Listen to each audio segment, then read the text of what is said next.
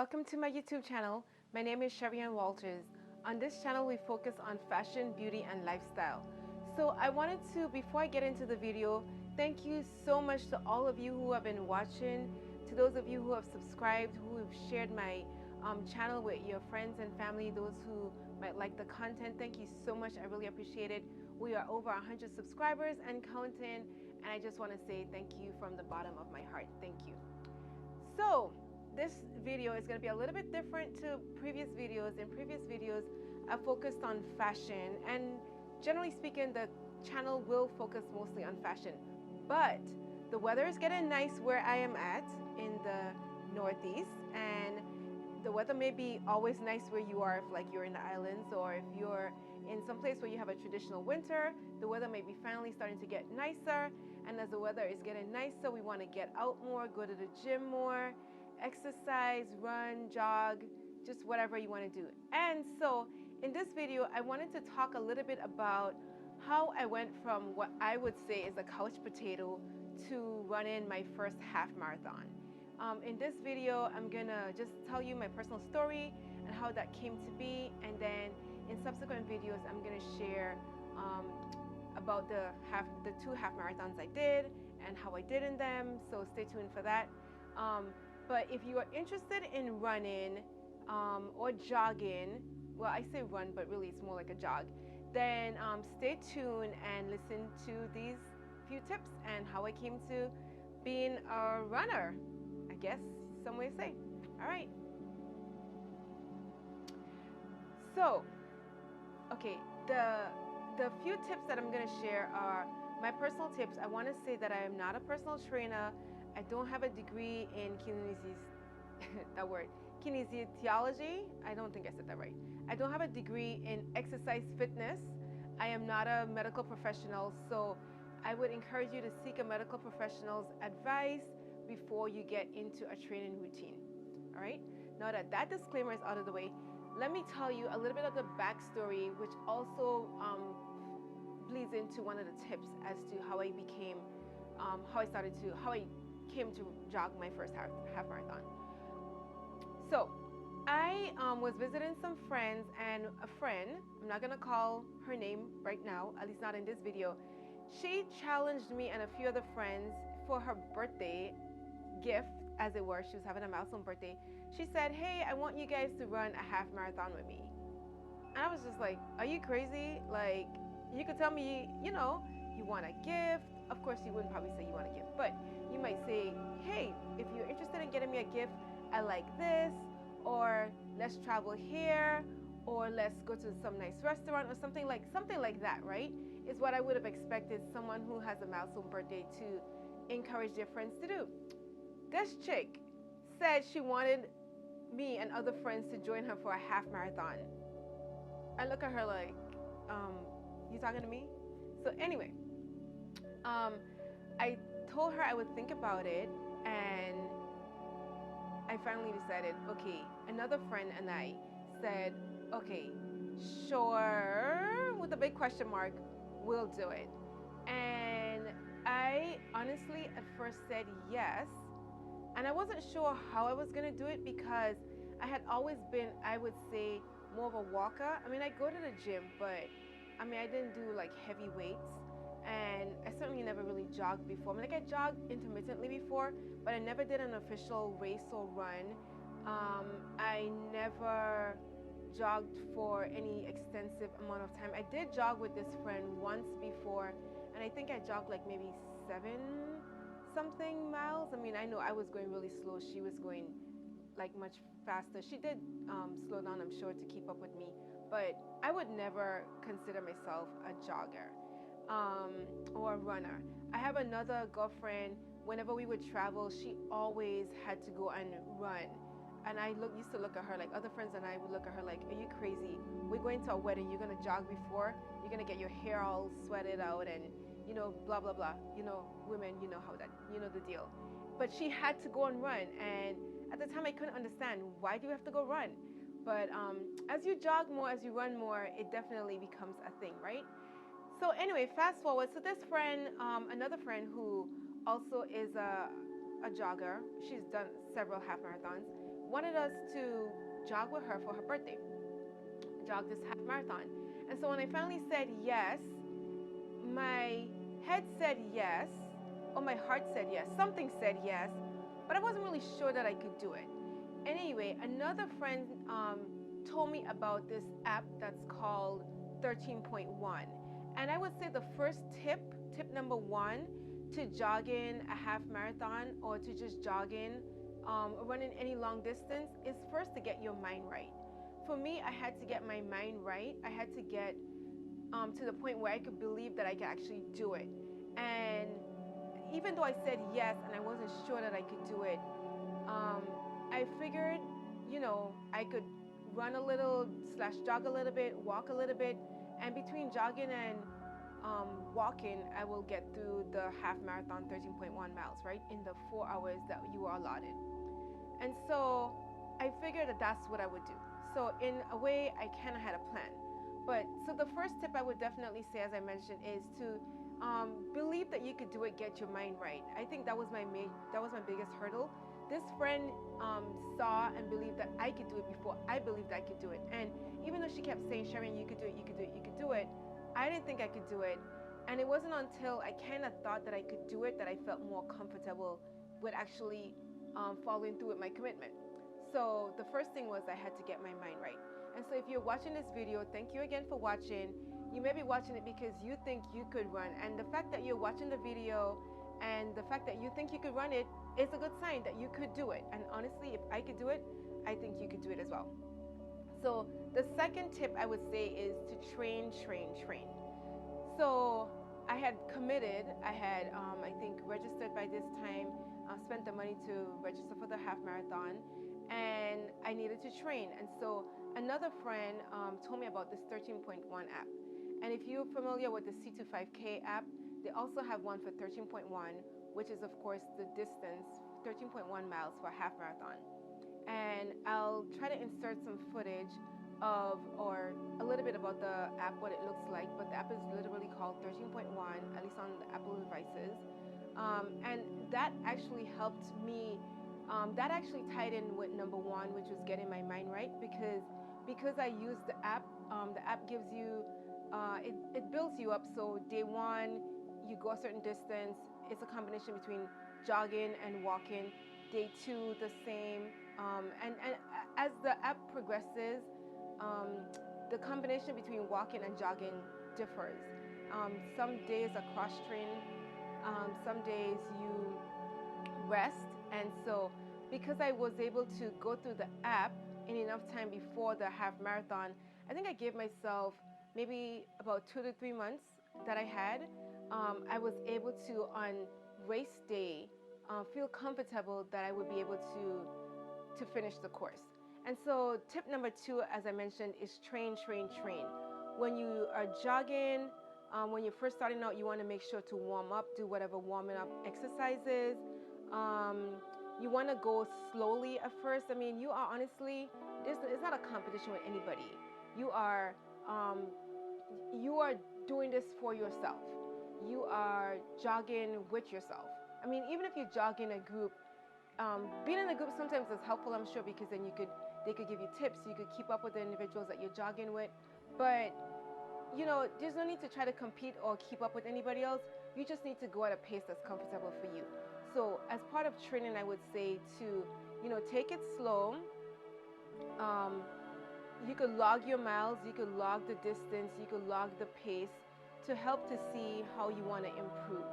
I didn't really, so the app noted the distance that I ran, but my point when I first ran the half marathon was just honestly to get through. My friend told me that if you don't get through in 4 hours, there's a bus that's going to come pick you up. And I was just terrified about being picked up on some bus, right? There's no reason why I didn't think I could run or jog, a combination of jogging and walking a half marathon. And I was convinced that I was not going to be picked up. I didn't want to be picked up by a bus. So my goal was not necessarily to finish within a certain amount of time. My goal was just honestly to finish and not be picked up by a bus. So training obviously helps you to be prepared. So you can increase your mileage as you're jogging, whatever you start out with. And there's several videos on YouTube There's several worksheets. Again, I use the 13.1 app, but there are other training logs or worksheets that help you to like log your mileage. Other professionals will tell you to increase your mileage over time. But give yourself enough time to train. You don't want to train and start to run too quickly. I mean, that's one of the things that you'll hear everybody say. You don't want to go too quickly, too fast, because you don't want injury, right? Because then, of course, if you're injured, you'll have a setback. So you want to give yourself enough time to train. There are individuals who might say that they trained in a month. If you're going from 0 to running at 13.1, you may be able to do it in a month, but of course, just give yourself enough time so that you don't get injured. During the week, if you are working in a traditional job, you might have less time to jog during the week, so you could do shorter runs, maybe jog 3 to 5 miles, or maybe, of course, if you're starting out, you're not really trying to even log that much time. But if you are, maybe halfway through, you're doing jogging throughout the day, so maybe 3 to 5 miles every day. Well, not every day, but a certain amount of days. And then on the weekends, you could do longer runs. So like on the weekends, you could maybe do 7, 8 miles. As time progresses and as your training progresses, you would increase that time. I will say one of the things that freaked me out a little bit is that I came up to race day and I had not run 13.1 miles. And that's okay, because they will tell you that in training for a half marathon, you don't have to run 13 miles. It's really distance. It's obviously distance running. It's a half marathon, of course. And so you want to be able to, it's not a sprint. You want to be able to finish the course, and so you want to pace yourself. So that's all a part of training. So find whatever works for you. I think Nike Run Club, there's an app that actually I didn't use, but maybe not the next half marathon I run, but the one after that, I'll probably look into the Nike half marathon app, or the Nike Run Club app, or I think it's something like that. Anyway, there are several apps out there. There's several resources out there. Find what works for you, but you just need to train. I did it in, I would say, 3 months. Now, I did go to the gym. I do go to the gym. So it's not like, I mean, even though I was coming from the couch to 13.1 miles, I wasn't totally sedentary. So it helps working out, training. I'll maybe include some footage of some other exercises that I did. I love the elliptical, but of course that's more cardio, which of course it helps, right? Because the half marathon is cardio, but you also want to make sure to do sufficient strength training. So again, tip number 1 is to get your mind right. Tip number 2 is train. Of course, in addition to warming up, you want to make sure to always also stretch, right? So at the end of your run/jog, you want to make sure to stretch. I honestly did not do that well with stretching, but you should stretch. Tip number 3 is make sure to wear the proper attire. The proper attire is so important. This includes like sneakers, of course, which is the bigger, I think, between attire, clothing, and sneakers. I would say your sneakers is the bigger. It's all important, but the sneakers are really important, right? You want to make sure to, if you wear a size 9, you likely should not wear a size 9 sneakers to jog, because your feet expand. You want to give yourself, your toes, enough room to breathe, and obviously with the run motion, you don't want to have like messed up toenails, etc., because your toes hurt, of course. And if your toes hurt and your feet hurt, you probably wouldn't do that well with finishing your jog. So you want to definitely make sure to have proper attire. You could go to fitness stores, you could go to like a run store and have professionals there fit you to determine like how you run, so that you get the right type of shoes. I didn't do that. I think I will look into doing that in the future, because I know it is helpful. I just used some maybe they were running shoes, but Asics shoes, so they weren't like just shoes that I get from like a department store. Well, they're not shoes. They're specialized, somewhat specialized shoes. They're athletic shoes, so not obviously shoes that you wear necessarily, fashion shoes, not shoes that you get from a, how do I say? They're not Payless shoes. I mean, if for those of you who would wear Payless shoes, I mean, Payless doesn't exist anymore, right? But you want to make sure you wear the proper attire because you don't want to hurt your feet. Obviously, hurt feet will set you back, and you want to make sure to wear the right type of clothing. Now, I just had some exercise gear. On my race day, I did have different types of clothing, but that was clothing that I even before race day had worn. So it's not like on race day I wore the clothing for the first time. But you don't have to spend lots of money. You know, a good for you ladies, a good sports bra. You know, good undergarments helps obviously. Good, you know, pants and shirt and stuff. There are lots of advice some may give you on the types of clothes you could wear. I would say just wear something that's comfortable that gives you support. But especially with the shoes, make sure that you have shoes that will support you and that you won't, say, get blisters and other feet issues. Tip number 4 is nutrition. Now, of course, it's helpful to eat right. I'm not going to tell you that I was the best with eating right, but obviously eating right helps, right? You want to fuel your body for an undertaking. Jogging 13.1 miles is, you know, it's not a marathon, it's a half marathon, but you still want to make sure to give your body the sufficient fuel, right? And you can't wait until the day before the half marathon to say, okay, let me eat salad, or okay, let me eat right.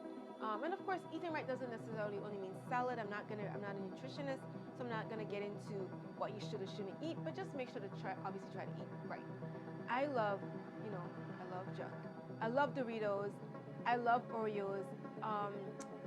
That actually won't sustain you in some ways for the type of, that won't fuel your body in the types of ways that you would need it to, right? So if you do eat those things, you probably want to eat other things in addition to that. So enough of that.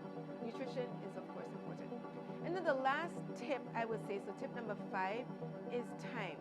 Give yourself enough time to do this. Again, if you do it in too short of a time, you might get injured. You don't want that. That will just be even more of a setback. So give yourself sufficient time. You are not in a race with anybody but yourself. Of course, if you are running in a structured race like a half marathon, look at the rules. They might have rules. The rules for the one that I did, you needed to finish within 4 hours. And so when you train, make sure to train with that in mind. I guess most official runs will have some type of time that you need to finish in by, but when you're first starting out, of course, you're going to build up to being able to get through that amount of time, right? You're going to be building up your endurance. So give yourself sufficient time to be able to get through your training.